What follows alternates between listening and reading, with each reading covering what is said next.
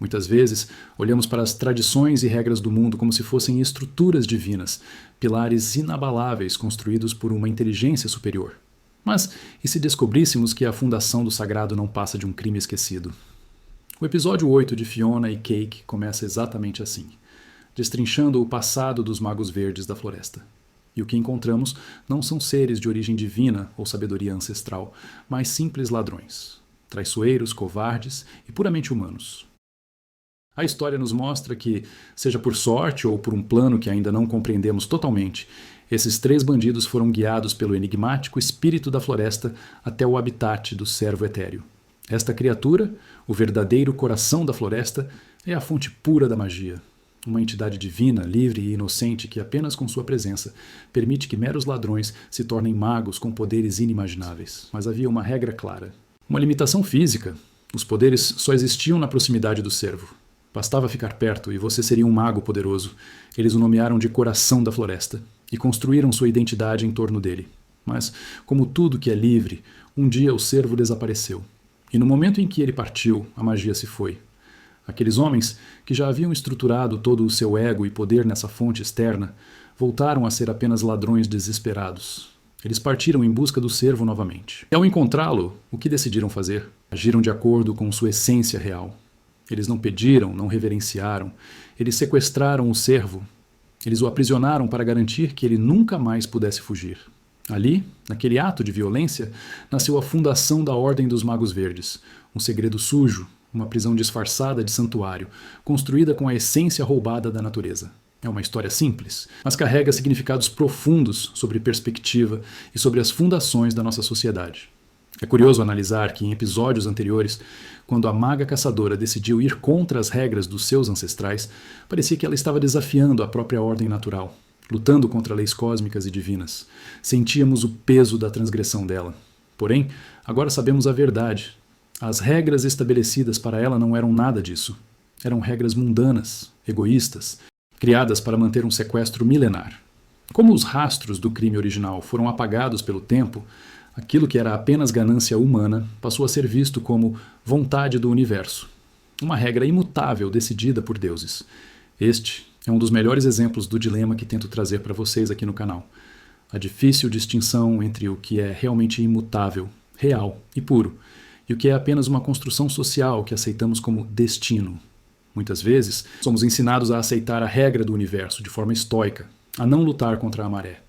Mas outras vezes, o ato mais corajoso é justamente lutar contra o que parece óbvio, questionar a autoridade e a tradição.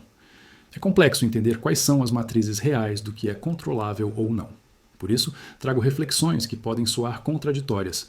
Ora incentivo a ação e a rebeldia, ora sugiro o deixar fluir. As coisas precisam ser dosadas, nunca em excesso. Lembrem-se que a diferença entre o soro e o veneno está sempre na dose. A maga caçadora precisou quebrar a tradição para, ironicamente, fazer o que era moralmente certo. Um detalhe que me chamou a atenção foi como o espírito da floresta induziu ativamente os ladrões a encontrarem o servo. Embora a decisão de sequestrar a criatura tenha sido dos humanos, até o momento, o espírito da floresta parece compactuar com essa atitude. Ele continuou se comunicando com os magos verdes através das eras, fazendo parte dos rituais de formação. Parece que esse espírito arquitetou algo que vai além da compreensão humana, talvez com uma intenção maléfica ou, no mínimo, manipuladora. O que vocês acham disso? Quando o servo sumiu pela primeira vez, enquanto os humanos usavam seus poderes emprestados, ele se teleportou. O efeito visual desse teleporte é similar ao do próprio espírito da floresta. Isso levanta uma suspeita fortíssima. Parece que o espírito capturou ou afugentou a criatura de propósito, para gerar nos humanos aquela necessidade desesperada de controle. Podemos ver um reflexo disso no nosso mundo real. É a clássica tática de manipulação de massa, criar uma escassez artificial, gerar um problema, para que as pessoas fiquem desesperadas e aceitem qualquer solução, inclusive a tirania, para manter seus confortos e poderes. Eles se tornaram escravos do próprio desejo de poder, manipulados por uma força que achavam controlar. Depois de entender esse passado manchado, voltamos para o presente da nossa ferramenta quebrada, a Fiona. Como vimos no episódio 7, a visão de ego heróico dela para salvar o lugar doce a cegou. Ela ignorou que o importante não era o estabelecimento físico, mas as pessoas que tornavam aquele lugar especial. No desespero de salvar quem não precisava ser salvo, Ela sacrificou as relações e os sentimentos dos seus amigos. Vimos Marshall Lee, seu amigo, desistir de cantar na festa por causa dessa pressão. E mesmo assim, Fiona insistia no erro. O que ela não contava era com o destino, ou melhor, com as consequências reais. A mãe de Marshall, proprietária do local, decide desfazer a parceria com o evento, já que seu filho não irá mais tocar. O plano de Fiona desmorona. Ainda assim, Fiona não desiste do seu falso heroísmo. Ela chega a comparar a organização da festa com salvar o mundo, dizendo que é simples, mas ela esquece, ou nunca aprendeu, que lidar com emoções complexas e lidar com inimigos físicos são coisas completamente diferentes. Você não pode socar um problema emocional até ele desaparecer. É nesse caos que ela recebe a ligação do DJ Chamas. Ela descobre que ele foi sequestrado pelas irmãs Lemongrab. Aqui temos um paralelo brilhante com a história dos Magos Verdes que acabamos de contar. As Lemongrabs sequestraram o DJ para que ele tocasse, involuntariamente, em uma festa privada. E isso reforça a mensagem do episódio sobre egoísmo e posse. A tentativa de controlar o que deveria ser incontrolável, seja a magia de um servo ou a arte de um músico. E a liberdade sendo sufocada pelo capricho de quem tem poder. Apesar de todo esse caos, Fiona e a Maga Caçadora são subitamente teleportadas para outro lugar, deixando o evento na Terra completamente desestruturado, precisando acontecer naquele mesmo dia. E adivinhem? Tudo cai no colo da Cake. É irônico e revelador. Cake precisa fazer em um único dia o que a Fiona não conseguiu fazer em uma temporada inteira. Ser uma amiga, uma parceira funcional e não uma heroína de contos de fadas. Cake assume a responsabilidade real, enquanto Fiona é levada para lidar com suas fantasias. Enquanto Cake salva o dia na Terra, Fiona e a Maga Caçadora chegam ao lugar que já prevíamos, o Salão de Julgamento Cósmico. A situação é crítica. Elas foram acusadas de um crime cósmico de gravidade máxima. A execução da coruja cósmica. O tribunal está totalmente inclinado contra elas. A denúncia aponta para uma pena de 1000 anos ou mais. A testemunha de acusação é ninguém menos que o Escaravelho, que, enquanto estava na sala do prisma assistindo aos sonhos alheios, mudou de canal e flagrou Fiona e a Maga Caçadora, ocultando o corpo da coruja. Nesse impasse, acuada e sem saída, Fiona joga sua última carta. Ela convoca o Prismo para ser sua testemunha de defesa. Descobrimos o verdadeiro estado do Prismo. Ele não é o mestre dos desejos confiante que conhecíamos. Ele está destruído. Vemos um deus em frangalhos, incapaz de manter sua forma física estável. A perda de seu antigo melhor amigo, Jake, o quebrou de uma forma que nenhuma magia consegue consertar. E já quebrado, agora ele perde seu atual melhor amigo, a coruja cósmica. Prismo está ali, diante de nós, como a prova final de que nem mesmo os seres mais poderosos do multiverso estão imunes à dor da perda. E Fiona, em sua busca egoísta por validação, está prestes a usar esse ser quebrado apenas como mais um degrau em sua escada de fuga. Mas aqui ocorre o divisor de águas. O Escaravelho usa seu cristal para mostrar o sangue cósmico, que está nas mãos de Fiona e da Maga Caçadora, as incriminando. E apesar de Fiona tentar explicar o porquê isso aconteceu, a Maga Caçadora a interrompe com uma revelação brutal. Tá melhor agora que coruja se foi. Essa história de destino é pura bobagem. Parem um instante para absorver isso. Quando a Maga Caçadora diz que o destino é besteira, ela não está sendo apenas rebelde. Ela está declarando que o amor é a única força capaz de reescrever as estrelas.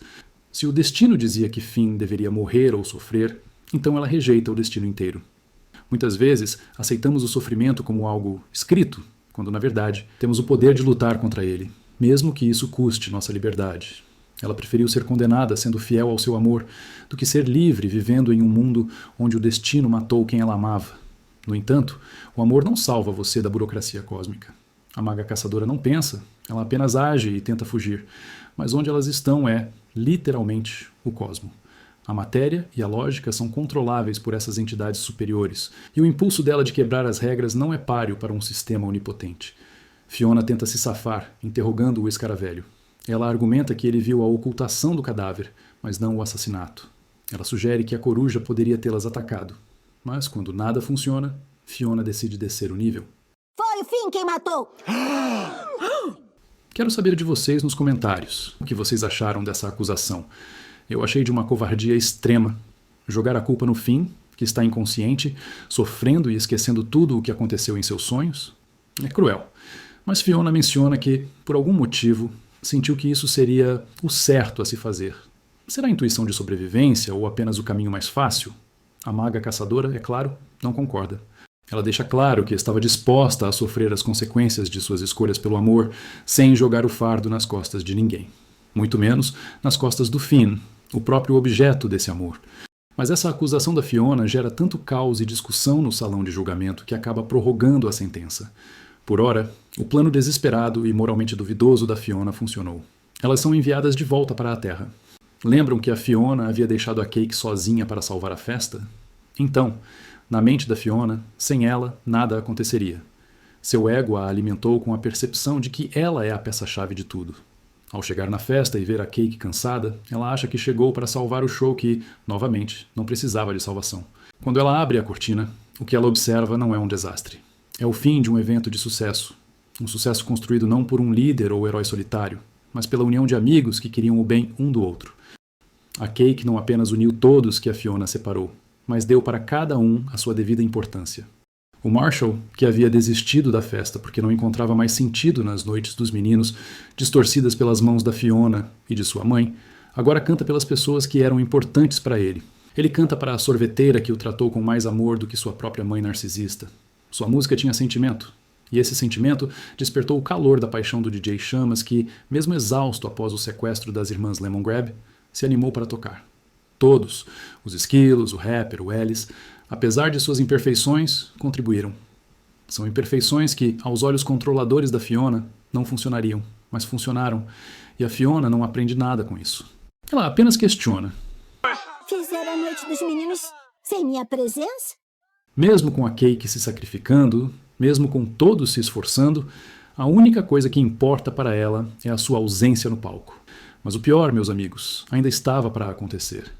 O DJ Chamas aparece por trás das cortinas e a abraça, comemorando o sucesso. Obviamente rola um clima, afinal, eles têm a ligação cósmica que Finn e a Princesa de Fogo tinham. Mas, ao encostar a mão no rosto da Fiona, por milésimos de segundo, o DJ desperta um trauma nela. A lembrança do toque gelado e do beijo com o Rei Inverno. Esse gatilho faz com que ela impulsione suas atitudes egoístas para fugir da dor, e ela acaba beijando o DJ Chamas. Ela desconsidera todos ali, inclusive sua recente amiga Fennel, que vê os dois se beijando. Imaginem o quão cruel é a imagem que a Fennel presenciou, a garota que ela admirava, que era similar a ela, beijando o seu namorado. Aqui temos um dilema profundo sobre lealdade e carência. Fiona usou o beijo como um analgésico para seu trauma, mas ao fazer isso, ela transferiu a dor para Fennel. Aprendemos aqui que buscar conforto nos braços errados para fugir de fantasmas internos não cura nada, apenas cria novos fantasmas para as pessoas ao nosso redor. O DJ Chamas falhou como companheiro, sendo infiel. A Fiona falhou como amiga, sendo talarica. E Fennel é a vítima silenciosa dessa busca desenfreada por preenchimento. No final, retornando mais quebrada ainda, Fiona recebe a ligação da senhora Abadir, reforçando que o destino dela está exatamente como previsto. Trabalhando para uma narcisista, não sendo heroína. Correndo desesperada, ela encontra o lugar doce e declara que nada ali existirá sem ela. Sua síndrome de heroína a quebra de vez. Ela decide pegar um trator e danificar o lugar. Seu ego acaba fazendo o resto, destruindo fisicamente o santuário que ela jurou salvar. O lugar doce foi coberto pelo egocentrismo amargo da Fiona. Enquanto isso, a maga caçadora entende o que era o coração da floresta naquele mundo sem magia. Ela descobre que o coração estava em toda parte. Afinal, naquele mundo, o coração não havia sido sequestrado. Porém, se o coração ali está em um estado de liberdade total, a conexão não é tão engessada quanto a maga caçadora pensava. Por conta disso, ela ainda não consegue se comunicar com ele. Resta saber o porquê. Mas as reviravoltas não acabam por aí. Enquanto tudo isso acontecia, no mundo de O, Simon, Princesa Jujuba e Marceline também estavam em busca do que feriu o Finn, em busca do coração da floresta para um antídoto. O mais interessante é como eles buscam aquele lugar. Isso nos traz de volta para a reflexão de não seguir um caminho rígido. Eles precisam usar vendas nos olhos, da mesma forma que o Finn já usou. Talvez isso responda por que a maga caçadora não conseguiu se conectar com seu ritual engessado no outro mundo. Este episódio revive a lição do clássico, o Salão da Saída, nos mostrando que o caminho para a pureza e a verdade é deixar fluir, confiar no invisível. Eles encontram o coração da floresta, mas ele está ressecado, sofrendo. A princesa Jujuba, pragmática e fria da forma que é, só vê uma única solução para o sofrimento da criatura: executá-lo sem dor. Assim que isso é feito, eles recebem uma ligação do Bimo. A notícia? O Finn tá ótimo. Ele ascendeu de plano. Quê? O episódio termina sem nos dizer exatamente o que isso significa. Mas notei que o local onde o Finn estava está destruído, de forma similar a quando ele beijava a Princesa de Fogo no passado. Não sei se, assim que a fera que o adoeceu se foi, ele acordou e reagiu ao beijo de fogo cósmico quando estava em coma, ou se foi algo além, provocado pela acusação da Fiona no tribunal. O que vocês acham? O episódio termina com bastantes lições e ganchos. Aprendemos com esse vídeo que a busca incessante por ser o herói pode, na verdade, nos transformar no vilão da história de outra pessoa. Aprendemos que o destino não é uma linha reta, mas que quebrá-lo exige responsabilidade, e não apenas rebeldia. E, principalmente, vimos que as estruturas que parecem divinas podem ser apenas erros humanos disfarçados de regras. A pergunta que fica é: Fiona conseguirá reconstruir o que quebrou ou continuará tentando consertar o mundo enquanto ignora que a única coisa que precisa de conserto é ela mesma? Quero agradecer a você que assistiu até aqui e que comentou, e também aos membros do canal. Obrigado pelo apoio. Vocês não só garantem os vídeos extras da semana, como incentivam muito o projeto. Eu sou o Oni, vou ficando por aqui. E valeu!